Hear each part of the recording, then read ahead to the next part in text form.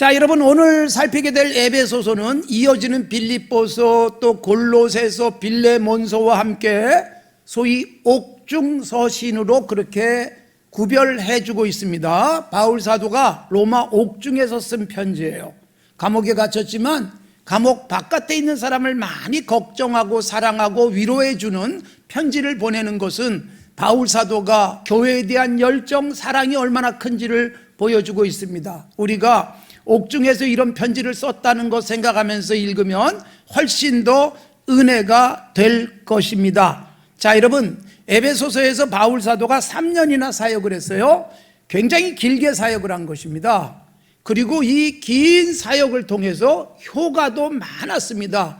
많은 사람들이 주님 앞에 왔고, 그리고 우상 숭배하던 사람들이 예수님을 섬기게 되잖아요. 그 지역에는요, 아뎀이라는 신을 섬기고 있었습니다. 그래서 그 신의 모양을 만들어서 파는 자들도 있었어요. 아뎀의 신상을 조그맣게 은으로 만들어가지고 파니까 얼마나 비싸게 팔리겠어요? 그런데 바울 사도가 복음을 전하고 이 에베소의 교회가 서지고 난 다음에 그 산업이 굉장히 힘들어지는 거예요.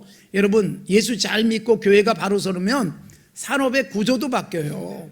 할 일과 해서는 안 될 일, 그래서 이걸 정돈할 수 있게 되는 거예요. 교회가 바르게 기능하지 못하면 세상이 왜곡되어지고 없어져야 될 것들이 더 많아지는 일들이 일어나는 거예요. 그래서 우리가 책임이 큰 거예요. 에베소에는 여러분, 우상을 만들어서 팔던 사람들이 생활이 어려워질 정도, 그래서 그들이 여러분 카르텔을 형성해 가지고 바울 사도를 공격하는 일들도 생겨났습니다. 여러분, 우리들이 신앙생활 바르게 하고 교회가 바르게 기능해서 세상을 바꿔야 되는 거예요. 산업의 구조도 바뀌고, 그리고 노사 관계도 바뀌고요, 인간에 대한 존중이 바뀌어지는 것, 복음이 들어가면서 일어난 현상들이었습니다.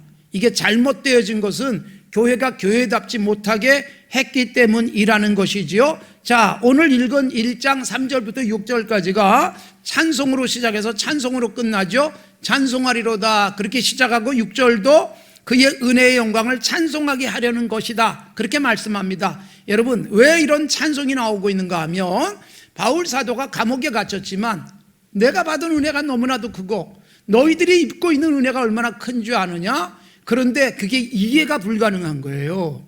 여러분, 이렇게 말씀합니다. 창세전에 우리를 택하시고 예정하셨다. 여러분, 이게 이해가 안 되는 거예요. 세상이 창조되기 전에, 사람이 존재하기 전에 나를 구별하셔서 하나님의 자녀 삼으셨다. 에이, 이게 말이 돼? 이런 생각할 수 있잖아요.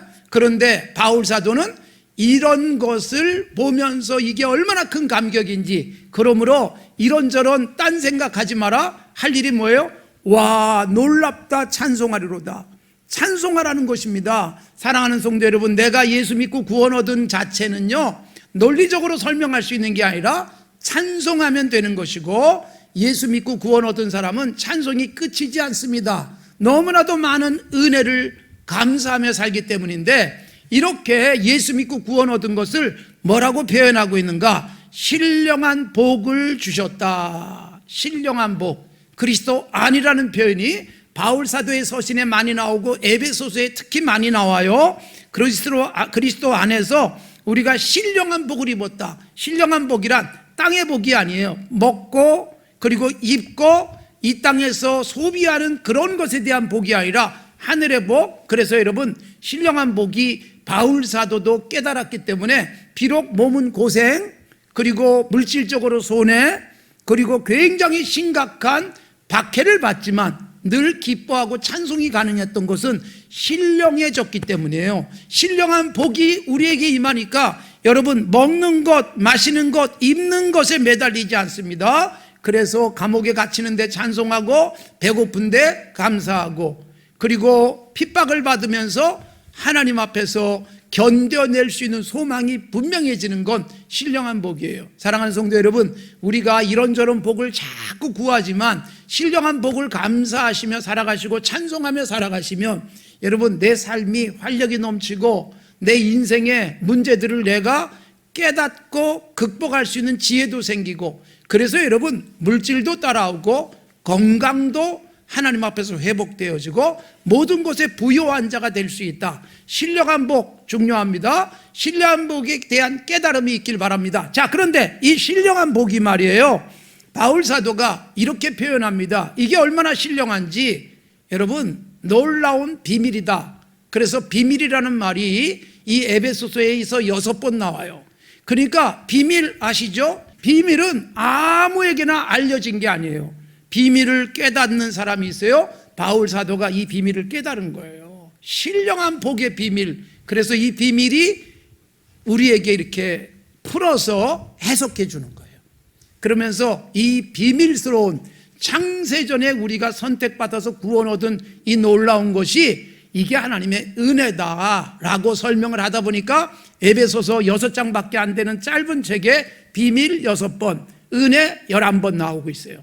그러니까 여러분, 우리가 구원받은 게 은혜다, 하나님의 굉장한 선물이다, 이렇게 강조하고 있는 것입니다. 그러므로 우리가 찬송하며 살자. 우리가 어떻게 창세전에 하나님이 우리를 골라서 구원을 받게 했을까? 이것은 하나님의 기쁘신 뜻이다. 그런데 우리가 이해하기가 쉽지 않아요. 하나님의 기쁘신 뜻이라니 이게 뭘까? 이해가 잘 안 되면 어떡하라? 찬송하라, 찬송하라. 찬송하다 보면 행복해지고, 찬송하다 보면 그 신비한 비밀 속에 들어갈 수 있게 되고 은혜를 감사하게 됩니다. 자, 이렇게 신령한 복을 받은 사람들의 공동체가 뭐예요? 교회예요. 그래서 바울 사도가 에베소서에서 교회에 대한 말씀을 많이 해주고 있습니다. 예수 그리스도는 교회의 머리다. 에베소 1장에서 강조하고 있습니다. 예수님이 교회의 머리, 그 다음에 예수님을 통해서 구원받은 신령한 은혜를 받은 우리 모두는 뭐예요? 교회 공동체를 이루는 예수 그리스도가 머리인데 몸의 일부들이다, 그 말이에요. 그래서 예수님은 머리, 우리는 교회라는 몸의 신체의 각 부분들, 내 역할들을 하는 거예요. 찬양하는 사람이 있고요, 그리고 교회당에서 예배당에서 밥하는 사람도 있고, 성도들을 이런저런 모습으로 섬기는 역할들을 하는데 이 모든 성도들이 지체가 되는 거예요. 저는 교회 안에서 예수 그리스도의 몸을 이루는 한 지체로서 여러분들에게 주로 말씀을 전하는 역할, 때로는 입의 역할을 하기도 하는 것이지요. 그러므로 제 역할 중요하고 여러분들의 각자의 역할이 중요합니다. 어떤 역할이나 여러분 그 기능을 못하면 몸 전체가 정상적이지 않은 몸이 되는 거예요. 그래서 진정한 교회는 신령한 복을 받은 사람들의 모임, 신령한 복을 받은 사람들의 모임 속에서 가장 중요한 분은 머리이신 예수 그리스도. 여러분, 작은 교회도 있고 큰 교회도 있습니다. 그리고 이 동네에도 교회가 있어요. 우리 산조연교회도 있고 수표교 교회도 있고 방초교회도 있고 그리고 성민교회도 있고 그리고 신동교회도 있고 사랑의 교회도 있고 교회가 많이 있어요. 그런데 여러분, 이 모든 교회가 하나예요. 예수 그리스도가 머리. 잘못하면 여러분, 교회가 커지다 보면 사람이 머리 역할을 하는 경우가 생겨날 수 있어요. 조심해야 됩니다. 교회가 크게 부흥하다 보면 여러분, 내가 이렇게 부흥시켰어, 그래서 어느새 내가 머리 역할을 할 수도 있어요. 예수님의 자리에 내가 앉는 것입니다. 위험한 일이에요. 그래서 예수님의 자리에 내가 앉지 않도록 조심해야 됩니다. 예수님이 뭘 원하시는가를 삶 속에서 실천하고 교회 공동체를 통해서 펼쳐가는 것, 그게 교회의 머리이신 예수 그리스도를 중심으로 하나 된 교회. 그래서 교회는 4장에서도 계속 강조하지만 하나다. 우리가 이런저런 몸의 역할을 하지만 그리스도 안에서 하나다. 이것을 하나 되게 하기 위해서 성령께서 역사하신다. 자, 그러면 신령한 복을 받은 교회의 멤버들인 우리들은 어떻게 살아야 될 것인가? 이걸 4장에서 이렇게 강조합니다. 지난주 갈라디아서에서도 말씀을 드렸고 로마서에서도 강조됐던 부분이에요. 4장 22절, 너희는 유혹의 욕심을 따라 썩어져가는 구습을 따르는 옛사람 벗어버려라. 그리고 너희의 심령이 새롭게 되어 하나님을 따라 의와 진리와 거룩함으로 지으심을 받은 새 사람을 입으라. 옷 갈아입는 거예요. 옛사람이라는 내 안에 죄악을 따르는 못된 성품이 있어요. 이걸 벗어버려라. 그리고 새 사람을 입어라. 새 사람은 뭐냐? 하나님의 의, 그리고 진리, 거룩함을 좇는 삶이다. 그렇게 말하고 있습니다. 요한계시록 19장에 보면 우리가 천국에 가면 입을 옷이 있어요. 그게 세마포인데 정말 빛나고 깨끗한 세마포예요. 그 세마포는 하나님이 천국에서 우리를 위해서 준비해 주셨는데 이건 어떻게 준비해 주느냐? 성도들의 이 세상에서의 옳은 행실이 세마포가 된다.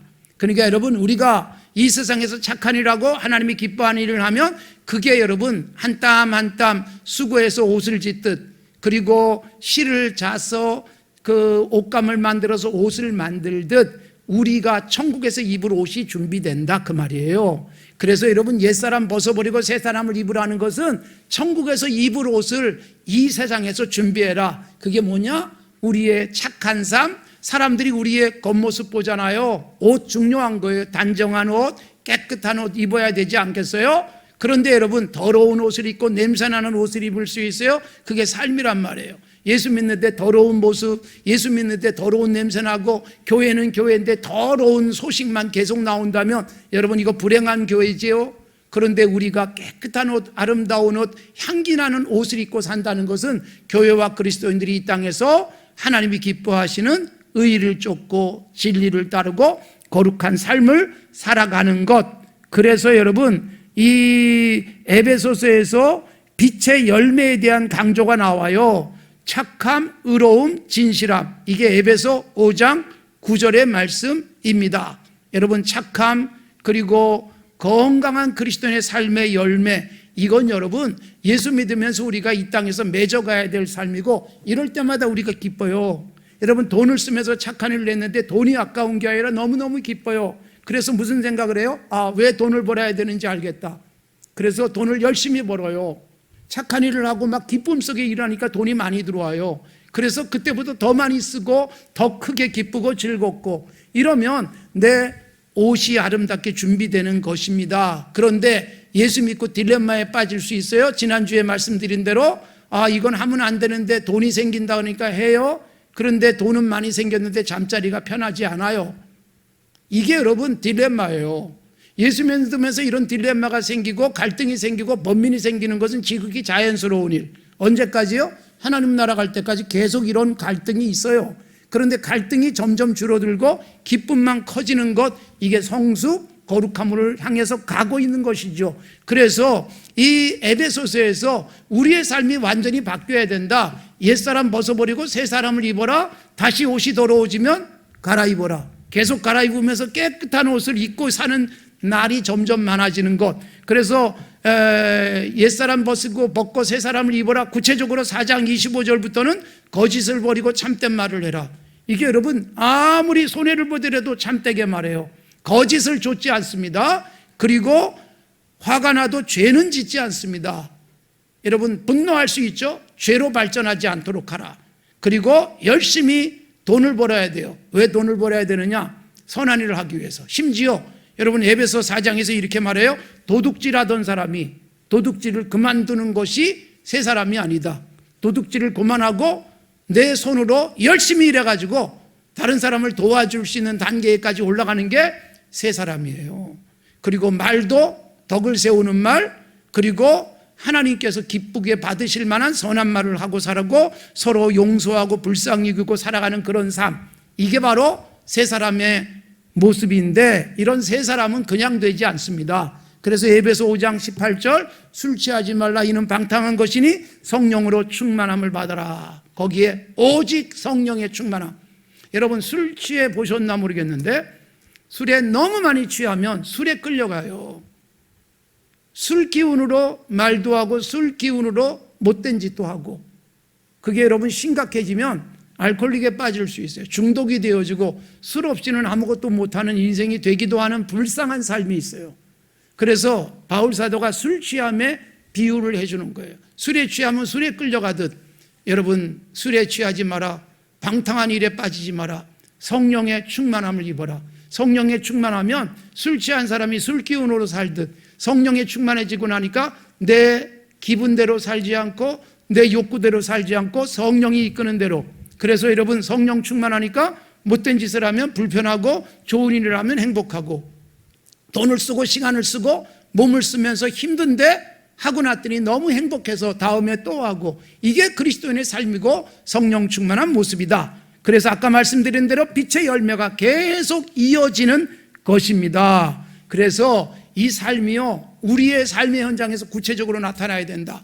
예배당 안에서 이루어지는 게 아니에요. 예배당 안에서는 예배 드리면서 거룩한 척 할 수 있고, 다른 사람에게 예배당 안에서는 친절하게 대할 수도 있는데, 삶의 현장에 나가서 어떻게 살아가느냐, 이게 중요하잖아요.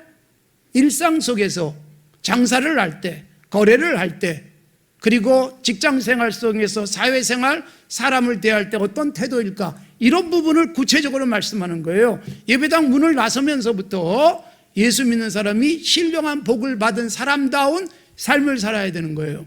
그 신령한 삶은 힘들 수 있어요. 그러나 그 신령한 삶이 내가 그리스도인이다 증거할 수 있고, 우리가 교회다, 이걸 입증할 수 있다는 것입니다. 그래서 5장부터 중요한 말씀들이 나와요. 그게 뭐냐? 부부생활, 남편과 아내 어떻게 살 것인가? 신령한 복을 받았기 때문에 좋은 남편 되어지는 거예요. 그리고 좋은 아내 되는 거예요. 여러분, 기도하면서 예수 믿는 사람들이 좋은 남편 되기 위해서 애쓰셔야 돼요. 좋은 아내 되기 위해서 애쓰셔야 돼요. 이걸 예수님과 교회의 관계로 바울 사도가 설명을 해요. 결혼도 안 한 사람이 이걸 설명하는 이유는 뭘까요?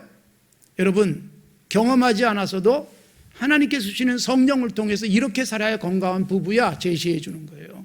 그러니까 내가 경험하지 못해서도요, 제가 경험하지 못했지만 외치는 말씀이 많은 거예요. 왜 그럴까요? 성령께서 감동시켜서 경험하지 않은 부분도 내가 경험한 것처럼 이야기할 수 있게 하시는 거예요. 그 바울 사도가 결혼 생활에 있어서 좋은 남편 되라, 좋은 아내 되라, 이게 굉장히 중요한 거예요. 우리는 결혼하고 이렇게 요구할 수 있어요. 당신이 나한테 좋은 아내 되길 바라고, 당신이 내게 좋은 남편 되길 바라는데, 여러분, 이것처럼 어리석은 일은 없습니다. 당신이 나에게 좋은 아내 되면 나도 좋은 남편 돼줄게가 아니에요. 절대적으로 좋은 남편이고 좋은 아내여야 합니다. 아내가 내 마음에 들지 않아도 좋은 남편 역할 하셔야 되고, 남편이 내 성 차지 않아도 좋은 아내 노릇해라. 비유가 뭐라고요? 예수님이 교회를 사랑한 것처럼 남편들이 아내를 사랑하라. 심지어 교회를 사랑하신 예수님은 죽어주셨잖아요. 아내를 위해서 죽어줄 만큼 사랑하라는 거예요. 아내를 위해서 내가 죽어줄 수 있을 정도. 제가 결혼교육할 때마다 이 이야기를 하는데 절대로 기억 못하는 것 같아요. 죽어줄 생각이 없어요. 싸움에서 한 번도 져보질 않습니다. 얼마나 불행해요. 갈등이 계속되는 거예요. 그리고 아내들에게 남편을 어떻게 하라? 주님 대하듯 하라. 주님 대하듯 하라. 얼마나 여러분 중요한 모습인지 몰라요. 그러니까 이걸 여러분 쌍방간에 적절하게 조화를 이루려고 하는 거예요. 아내가 나를 주님처럼 대하면 나도 주님이 교회를 사랑하듯 해야지가 아니에요. 상대가 못해도 나는 해야 돼요. 그게 여러분 완벽한 부부 생활을 가능하게 한다, 이 말씀을 하시는 거예요. 그러니까 여러분, 신령한 삶이라는 게 여러분 예배당에 와서 예배 드릴 때, 찬송할 때, 기도할 때가 아니고 남편을 대할 때고 아내를 대할 때예요. 그리고 6장으로 가면 부모가 자녀를 어떻게 할 것인가, 자녀는 부모를 어떻게 대할 것인가, 굉장히 일상이에요.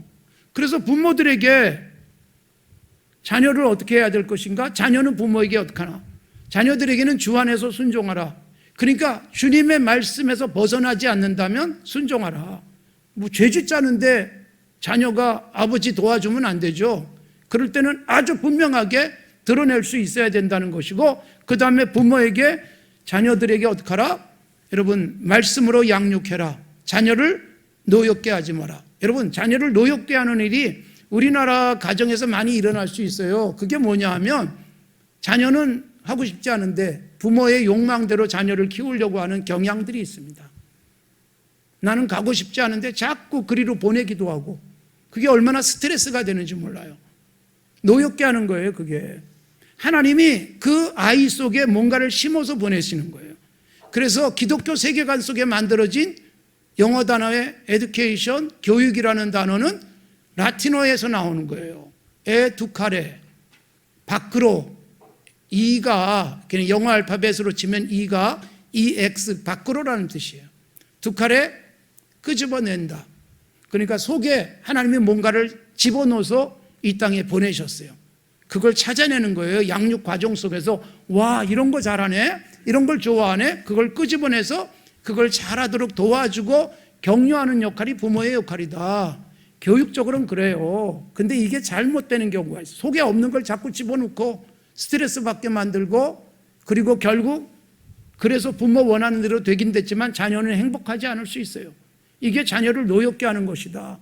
굉장히 성경 속에서요, 부모와 자녀 굉장히 중요한 도전을 우리에게 주고 있습니다. 그리스도인이 신령한 복을 받으면 이렇게 살게 된다, 이 말씀을 하면서 마지막이 뭐냐? 여러분 6장에서 중요한 말씀이 나와요. 그게 영적 전투예요. 영적 전투는 이런 거예요. 공중의 권세 잡은 사탄과의 싸움이다. 사탄이 이 세상에 온갖 잘못된 흐름도 만들어내고 기존의 건강한 도덕성도 다 파괴한다. 그러므로 우리는 영적 무장을 해라. 머리에 투구를 쓰고 가슴에 흉배를 붙이고 진리의 허리띠를 띠고, 그리고 복음에 예비한 신발을 신고, 그리고 손에 방패를 들고 또 한 손에는 칼을 가져라. 이 칼은 뭐냐? 성령의 검, 말씀이에요. 그러니까 여러분 머리끝부터 발끝까지 잘 영적으로 무장되어 있어가지고 세상과 싸우고 어둠의 세력과 싸워서 이 땅에 신령한 복을 받은 우리들이 신령한 세계 만들어라. 문제는 여러분 교회조차도 신령하게 못 만들고 있기 때문에 생기는 문제가 많습니다. 교회는 그래도 신령한 집단이어야 되지 않겠어요? 교회에서 목사, 장로, 집사, 권사로 산다는 것은 좀 더 신령해야 되지 않겠어요? 그런데 교회 안에 옛사람을 그대로 가진 채 목사를 하고 옛사람 그대로 가진 채 장로를 하고 그렇게 살아가다 보니까 교회가 신령해 보이지 않을 수 있다. 그리고 여러분, 하나님께서 주시는 영적 전투력을 가지라. 세상에 아무리 많은 죄악된 흐름이 밀려와도 이길 수 있어야 되고 깨야 된다. 이걸 말하고 있습니다. 여러분, 하나님 앞에서 건강한 가치들을 우리가 지키기 위해서 싸워야 된다. 신령한 우리가 세상에 의해서 정복당하는 게 아니라 신령한 대지를 확장시키고 신령한 영역을 넓혀가는 것, 이게 영적 싸움 속에서 가능한 것인데, 말씀을 칼로 삼아라, 믿음을 방패로 삼아라, 그리고 구원받은 확실하고도 분명한 의식을 투구처럼 써서 머리를 보호하라, 이런 거예요. 그리고 세상을 다닐 때 복음의 신을 신어서 우리의 발이 세상에 이런저런 것들에 의해서 손상 입지 않게 하라. 그러면서 싸우면서 승리하기를 원하고 계시는 거예요. 에베소서는요, 신령한 복을 받은 우리들이 구체적으로 어떻게 살 것인가, 신령한 복을 받은 사람들의 새 삶의 모습은 어떤 것인가를 제시하면서 그것이 가능해질 수 있는 건 뭐예요? 성령의 충만함이에요. 그래서 성령 충만해서 신령한 것을 추구하고 신령한 삶을 실천하고 예배당 문을 나서서 일터에서, 가정에서, 사람과의 관계 속에서 신령한 그리스도인의 모습을 드러내고 살자. 그래서 여러분, 예배당에서 아무리 11조 열심히 하고 성수질 열심히 하고 교회에서 사람들에게 인기를 얻어가지고 뭐 장로가 되고 권사가 되고 안수집사가 되는 것이 중요한 게 아닙니다. 문제는 밖에 나갔는데 아무도 그 사람을 예수 믿는 사람으로 인정해 주지 않는다면 이보다 불행한 사람이 어디 있겠어요? 교회만 손상이 입습니다. 예수 믿는 것들이 왜 저래? 그러면서 신령한 공동체가 파괴되는 거예요. 1년 12달 하루도 빠지지 없이 기도하고 신앙생활하는 것처럼 보여지는 게 아니라 일상 속에서 기도하는 것 같지 않지만 정직하게 살고, 굉장한 예배당을 짓지 않지만 교회가 정말 해야 될 일 제대로 하는 그런 교회가 돼서 세상이 칭송하는 그런 교회 공동체 그리스도인이 신령한 복을 받은 사람들입니다. 신령한 복을 받고 구원의 은총을 누렸습니다. 표시하며 삽시다. 정말 제대로 된 우리의 신앙을 이 땅에 드러낼 수 있기를 바랍니다.